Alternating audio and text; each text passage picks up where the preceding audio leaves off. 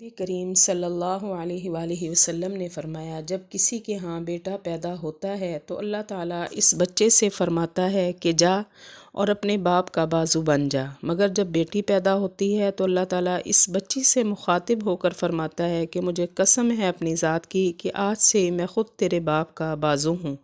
سبحان اللہ۔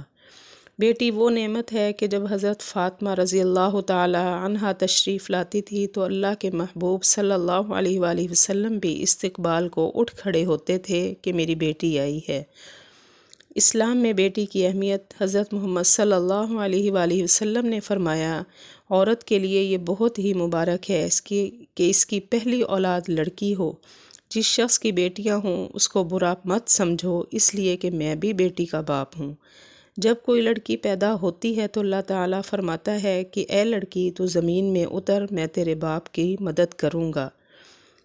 حضرت محمد صلی اللہ علیہ وآلہ وسلم نے فرمایا، اپنی بیٹیوں کو ہرگز ناراض نہ کرنا، کیونکہ یہ مشکل وقت میں تمہاری بہت ہی قیمتی مددگار ہیں۔